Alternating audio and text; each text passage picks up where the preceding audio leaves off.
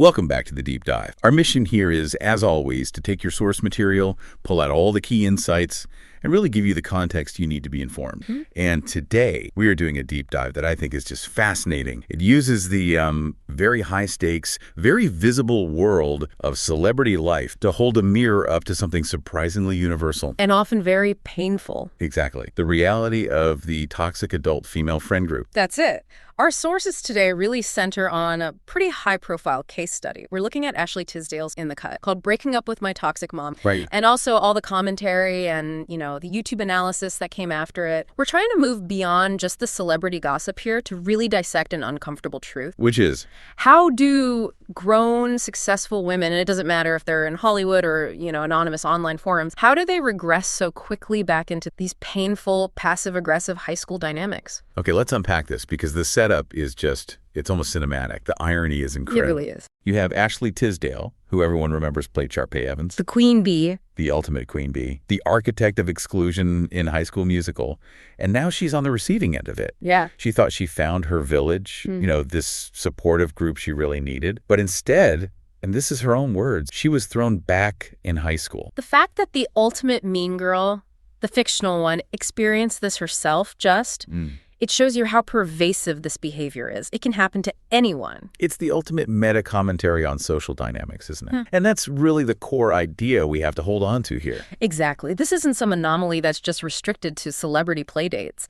It's a reflection of these widespread societal pressures, these psychological regressions that get so amplified online. And our sources really dig into this. They do. They detail how if you go into the world of toxic mom forums, especially these huge anonymous Facebook groups, you will see this exact same pattern. Emotional manipulation. It's grown women. Grown-ass women, to use the language of the commentators, reverting to what are basically teenage shunning tactics. And it seems like the vulnerability of motherhood just strips away that veneer of adult maturity. Regardless of how much money you have or how famous you are. Exactly. So let's start where she started, which was in a place of just intense need. We're in section 1. The search for the village in the age of isolation. Why was the need for this group so acute for her, or really for any new mother? Well, the initial impulse, and the sources are really clear on this, was intensely practical, logistical even. Sure, that makes sense. It's completely understandable for any new mom. Tisdale needed advice on tangible, everyday stuff. She was looking for peer guidance on things like,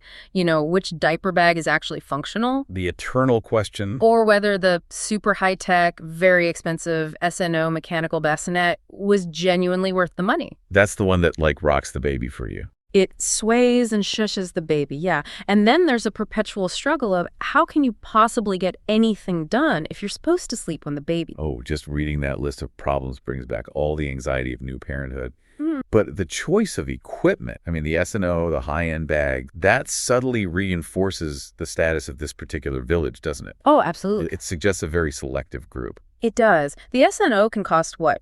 Well over $1,000. It's not just a bassinet. It becomes a status symbol. Right. It signals a certain level of affluence, of access. So when Tisdale joined this group, she wasn't just seeking generic parenting advice. She was seeking validation and support from a high-achieving, high net worth peer group. And that immediately introduces this element of status anxiety, maybe competition, that can, destabilize these groups down the line. For sure. And what's fascinating is how fast those practical concerns shifted into something much deeper. From the mechanical to the emotional. Precisely. The source material really emphasizes that the conversations quickly moved beyond logistics into the deeply personal stuff. She needed women who got the mood swings, the late nights. Saying goodbye to who you used to be. Yes. And getting to know this new person you were becoming. Motherhood isn't just about gaming a child. It's this profound, often really dizzying identity shift. Yeah. And for that, you need support that only people going through the exact same thing can give. And the specific context of when this group formed is so critical. A lot of them had pandemic babies. Yes. That pandemic context was a huge pressure cooker. It was a catalyst. Because they were pregnant during lockdown, the sources highlight that they were all cut off from the traditional ways you meet other expectant moms. Like prenatal yoga. Prenatal yoga, baby showers, just casual chats in a doctor's waiting room. All of that was gone. So that shared experience of forced isolation just magnified the craving for connection. It magnified it immensely. The stakes were incredibly high for this particular group to work out because it was their primary primary, maybe their only source of outside support. They weren't just looking for friends. They were looking for an anchor in a really lonely, vulnerable time. Mm-hmm. And when you look at who was in the group, Tisdale was, she was genuinely impressed. She said they were successful working moms with amazing things going on. She was surrounded by hypes. Mandy Moore, Meghan Trainor, Hilary Duff. They're all mentioned as being part of this general Hollywood new mom circle. So these are women managing businesses, side hustles, massive social media brands. All alongside being a new mother. And their conversations, according to the sources, were all about that demanding, often impossible balance of being a top-tier professional and a present mom. So the group dynamic itself was tied to status. They were kind of assessing each other's ability to have it all. Constantly. And this whole high-stakes environment brings us right back to that concept. Society pushes so hard on new mothers. Right. The pressure of finding your village. That phrase, the village, is just everywhere. It's a huge theme, according to the analysis in social media mom culture. And we have to really think about that term. Historically, a village, your support system, your extended family, it was just there. It was passive. Right. Multi-generational homes, close-knit neighborhoods. Yeah. Support was automatic. But the modern structure, the isolated nuclear family, people moving all over for careers, all of that has dismantled those passive support structures. So now connection isn't guaranteed. Exactly. You have to actively pursue it. You have to work really hard to find these people, to build these connections. And that work, it introduces an element of pressure. The village becomes something you achieve instead of something you just inhabit. And for a celebrity, that pressure is even greater. How does fame make it so much more complicated? Well, fame puts up this inherent barrier. People either come at you with all these preconceived notions based on your public image, or there's this immediate unspoken power dynamic. Based on net worth or fame. Right. So celebrities are looking for a super trusted peer group, a bubble, where all that external stuff can theoretically be put aside. Tisdale was looking for women who understood the unique pressure of managing a public profile, a career, and new motherhood all at once. And that intense need for a safe space just makes the eventual collapse of the group even more devastating. It does. She was seeking authenticity, and what she got was the ultimate in-off, a closed-off clique. Which leads us right into section 2, the subtle tactics of exclusion and the emotional echoes of high school. The whole narrative just shifts here, from shared vulnerability to deliberate shunning. Yeah, this is where you see the shift from adult conversation to pretty juvenile passive-aggressive tactics. The sources detail these specific, really chilling signs of shunning. Hallmarks of a toxic group. Exactly. Tisdale started being left out of a couple of group hangouts. But, and this is the key modern element, the exclusion wasn't quiet. It was broadcast for her to see. It was. She was made aware of her isolation because Instagram, the platform that's supposed to be about connection, actively fed her every single photo and Instagram story of the event she wasn't invited. That is just a perfect example of how social media can be weaponized. It's passive aggression as a tool. It is. In the past, if you were excluded, you might hear about it later, maybe see a photo. Now you're forced to watch the digital evidence of your own marginalization And the group's performance of closeness, all the posed pictures and happy stories, it serves two purposes. It does. It reinforces the in-group's cohesion, and it brutally confirms the out-group status of the person. It just amplifies that feeling of being a lonely outsider. It's basically psychological warfare disguised as a social media post. And the exclusion wasn't just digital. The source also details a really chilling physical moment at an in-person event. The dinner party. Yeah, it's a classic example of nonverbal social. What happened? Tisdale talked about noticing a deliberate seating arrangement where she was placed at the end of the table, far from the rest of the women. Wow. It's not, overt hostility. It's a silent, special signal of her lowered status in the hierarchy. She started feeling frozen out and became hyper-aware of every way that they seemed to exclude me. That slow, chilling effect, it forces you to question your own reality. It does. And that questioning leads right into the internal rationalization phase, which I think is maybe the most relatable part of it. She tried to talk herself out of what she was sensing. Desperately. She engaged in this profound self-doubt, trying to apply adult logic to what were clearly juvenile dynamics. She thought, it's not like people aren't allowed to get together without me. Or maybe there were good reasons. We're all busy. Right. She tried to convince herself it was all in my head and it wasn't a big deal. That process is, it's a form of self-gaslight. The passive nature of the shunning forces the excluded person to carry the entire burden of doubt. You're left wondering if you're the one who's overreacting. Or misinterpreting things. And what must have been the most painful part was realizing that the indifference was worse than if they'd been angry with her. They seemed to not even care that I wasn't around much. That's it. Indifference is the ultimate tool of passive shunning. If the group had acknowledged her absence, there would be a basis for conflict, for resolution. But when they don't even seem to notice, you're gone. It sends a clear message. You are not essential. Your presence is irrelevant, and that emotional abandonment often feels so much worse than outright hostility, especially for a new mother who is already so vulnerable. The sources detail what sounds like the final straw, though. The incident that confirmed this was a pattern. This incident is it's remarkable for its level of calculated rudeness. First, she got these vague excuses as to why I hadn't been invited to a group birthday dinner. Okay. But the absolute confirmation of her exclusion came when she realized that a girl hang that they all planned was scheduled to happen at her own daughter's birthday party. Wait. They used her daughter's birthday celebration, her private family event, as the logistical cover for planning their own separate exclusive event. That's what the source. That speaks volume. It's an incredible level of entitlement and deliberate signaling. It's a definitive tactical move. It's designed to make sure she understood her new position as the outsider. And that was the moment that forced her to engage in pattern.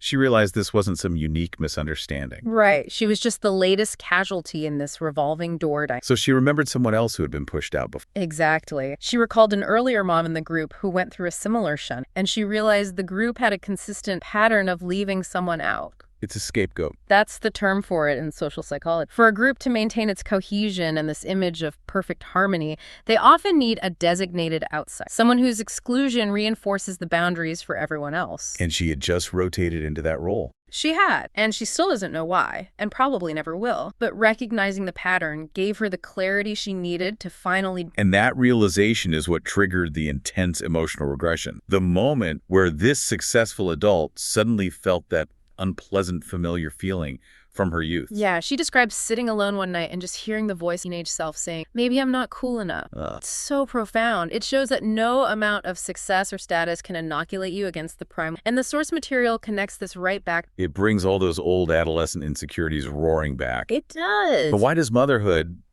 decades later, trigger such a strong emotional echo of high school? Tisdale herself draws a really compelling parallel. She says that new motherhood, just like adolescence, this exciting time of discovery and growth, but it's also a period of immense identity flux. Feel vulnerable and unsure. You're thrown into new situations with new people, looking for validation. And secure attachment. And crucially, in both phases, adolescence and postpartum, your hormones are, as she put it, all over the place. Right. That adds a layer of biological instability that just heightens emotional sensitivity. The lack of sleep, the hormonal shifts, the identity change. It mimics the internal chaos of a teenager trying to figure out where they belong. It makes the stakes of rejection feel incredibly high. A perfect storm. And in high school, maybe she would have just retreated. But as an adult, she felt she had to choose confrontation. Which brings us to section 3. Confrontation, consequences, and the broader toxicity. This is the pivotal moment. She felt she couldn't afford that passive retreat she would have chosen as a teenager. And this realization wasn't just about her. It was driven by her new role. She felt she had a responsibility to model self-advocacy for her daughter. Exactly that. Her internal dialogue was, aren't we supposed to teach our kids to speak up for themselves when their feelings are hurt? Aren't we supposed to teach kids to include each other? So quietly disappearing would be like setting a terrible example. It would be the adult equivalent of hiding in the bath. She felt she needed to break the cycle and model setting firm, clear boundaries. So she chose explicit confrontation, which, as the sources point out, is highly unusual in these kinds of female social dynamics, where polite avoidance is usually the norm. It is. She texted the entire group chat of celebrity moms. And the message was just direct. Unambiguous. She labeled the behavior precisely. This is too high school for me and I don't want to take part in it anymore. She called out the emotional immaturity of their action, breaking that social contract that says these conflicts have to remain unspoken. And in a high-status group that's obsessed with optics, that kind of declaration is a major transgression. A huge one. And predictably, the response was a masterclass in deflection and passive-aggressive moves. The confrontation didn't go over well, but they responded not with honesty, but with these attempts to smooth things over without admitting any wrong. The aftermath is just so instructive for anyone dealing with passive-aggressive people. They avoided responsibility at all costs. Okay, so the first example. One member sent her flowers, a gesture that looks supportive,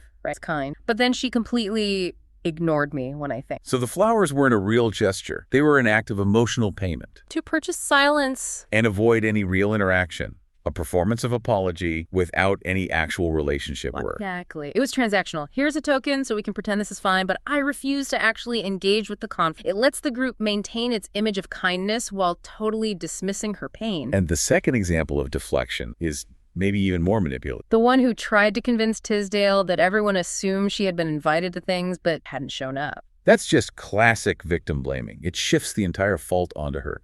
You must have missed the invite, you were too busy, you were incompetent. It absolves the group of the ugly truth, which is that they deliberately and tactically excluded. They were desperately trying to maintain that illusion of group harmony while escaping any accountability. The sources summed this up pretty bluntly, didn't they? Suggesting it's just typical woman stuff that happens when women get together. That someone gets singled out and ostracized with little explanation. And we should frame that blunt assessment as an observation from the social analysis around the piece. It highlights how universal the process. And Tisdale herself said it would have been easier to disappear without explanation, just let them all pretend they drifted apart. But choosing confrontation had another effect. Valid. From the public. The response she got showed how deeply this resonates outside of Hollywood. She heard from countless non-famous followers who were brought to tears because they'd gone through the exact... It confirmed that the pain she felt wasn't some weird celebrity. It was the universal. And what she found most telling, "You're so brave." Why is it considered brave for an adult woman to just address a conflict? It reveals this deep-seated cultural fear of breaking the rules of female social performance. Speaking up risks more alienation. It confirms the uncoolness the group assigned. It invites the very hostility that women are social void. So it takes courage to expose the ugly dynamic under the polished surface of sisterhood or the village. It's a scary act of self-advocacy in a culture that often prefers silence to honest conflict. So when you put it all together,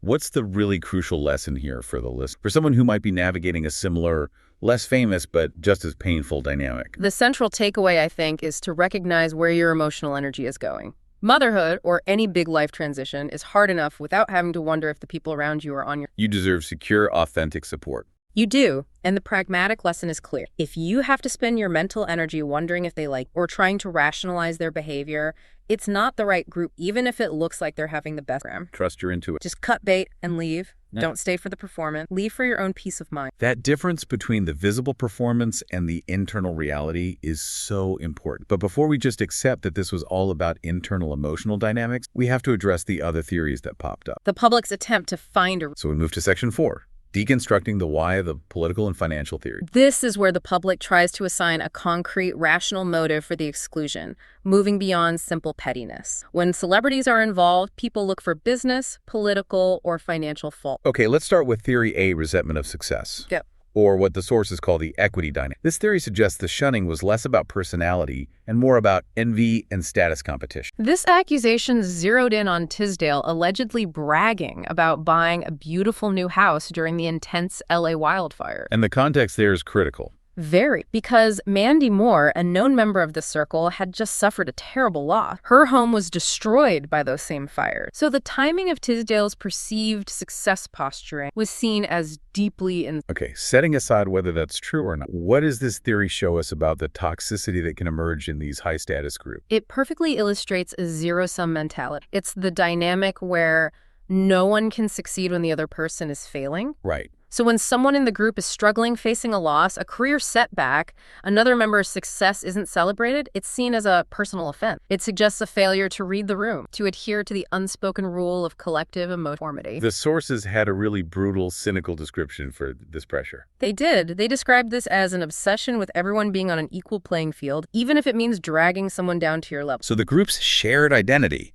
becomes rooted in their common struggle. Or their perceived vulnerability. And if one member breaks rank and signals too much success, they threaten that entire shared identity. Which brings us to that deeply provocative interpretation. Equity means burning your house too. That phrase just encapsulates the toxicity perfect. It means that inside a fragile, high-pressure group, emotional safety isn't achieved by lifting everyone up. It's achieved by enforcing a lowest common denominator. So success is punished if it threatens the collective status quo. The group subtly or overtly works to level that person, either by excluding them or trying to bring them down. That status anxiety is so intense among successful women who are constantly judged on their... Okay, let's pivot to the second major external theory, which of course always comes up now. Political ostracization. Theory B suggests this was a politically motivated shunning. Given how polarized Hollywood circles are, a lot of people immediately jump to the conclusion that Tisdale was seen as politically conservative, maybe MAGA, and that the predominantly liberal group people like Hilary Duff and Mandy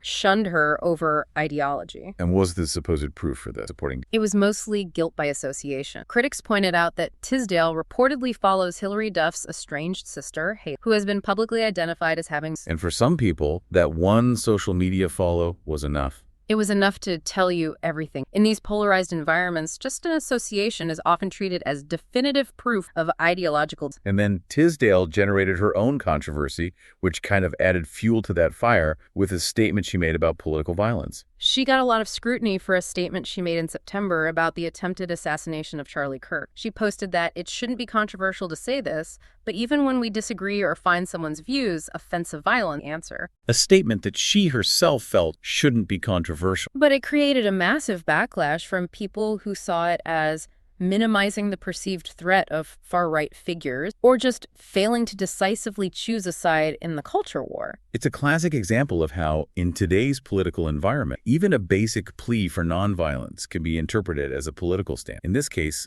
a conservative. It is. And the backlash forced her into crisis management mode for her personal brand. Which leads to her public clarification. And this is a fascinating case study in how public figures have to manage political conformity in these high-pressure ecosystems. What did she do? She felt she had to issue what was basically a detailed progressive checklist, signal where she really stood, and specifically to deflect accusations of being a fascist. So she listed her positions. Explicitly. She said she stands for equal rights for everyone, women's rights, voting rights, LGBT+ rights, protecting reproductive rights, and implementing common sense gun law. That detailed list is so revealing. It shows the pressure they face. You can't just say, I'm liberal. You have to provide these proof points that align with the specific progressive consensus of your industry to maintain your standing. Absolutely. She was signaling very clearly, I am empathetic, I am progressive, and I conform to the required political identity for this social and professional sphere. So whether her politics were the actual cause of the shunning or just a convenient explanation people applied after the fact. The theory itself just highlights the immense, sometimes suffocating pressure for political conformity that exists in these tight-knit environments. And whether the motive is political or status-based, the toxicity is always amplified by the digital dimension, which affects everyone, not just celebrities. Oh, the sources are blunt about this.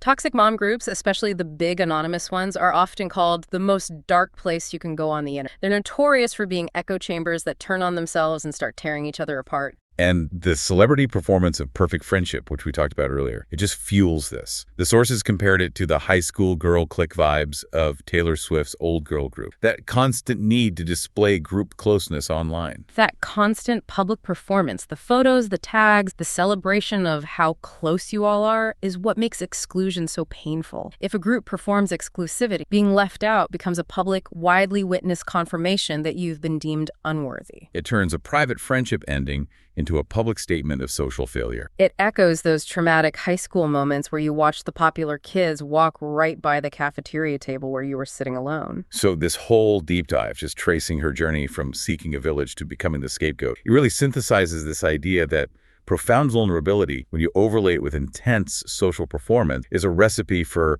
regressing into juvenile behavior. It's the perfect recipe. Because the stakes feel so high, your identity, your support, your status, we revert to the earliest, most primitive coping mechanisms we have for social survival. And as we move toward our conclusion here, let's make sure we're focusing on the practical application for you, the listener, who might be navigating your own relationships. Right. The narrative seems to hold two major lessons we need to carry forward. The first is about just acknowledging the emotional reality of the situation. Yes. Acknowledge that the pain of adult exclusion is real. It's legitimate. And it's often magnified by the vulnerability of big life changes like motherhood or losing a job or a career. The search for a village, for real connection, is a fundamental human need. And when that need is met with these toxic, regressive dynamics, it's profoundly destabilizing. It is, regardless of your professional success. The pain is genuine, and it comes from a basic human desire for secure belonging. And the second key takeaway seems to center on the power of explicit communication, self-advocacy. Tisdale consciously chose confrontation over the easier path of just quietly retreating. She modeled setting adult boundaries. And even though the confrontation didn't go over well and led to those painful, deflective response, passive-aggressive flowers, the victim blame, she prioritized her own. So the lesson for you is to trust your intuition. Exactly. If a group dynamic forces you to constantly rationalize bad behavior, to question your value, or to relive that awful "I'm not cool enough" feeling from high school, it's not serving. We've established the pragmatic move is to trust that gut feeling and cut bait. But the source material leaves us with a really fascinating question about the choice. Confrontation versus quiet retreat. Yeah, and that distinction has immense real-world implications, professionally and personally. It does. We noted that women are typically socialized to avoid conflict, drift away from toxic dynamics, but Tisdale explicitly broke the silence by calling out toxic high school behavior. So in a non-celebrity context, when you recognize this destructive pattern in your own life, say clique at work or a long-standing friend group, what's the actual benefit and what's the real-world risk of that explicit confrontation? Versus just making what the source called the pragmatic, Terminator-like move of quiet. That's a critical calculation. Confrontation establishes a firm boundary, it models self-respect,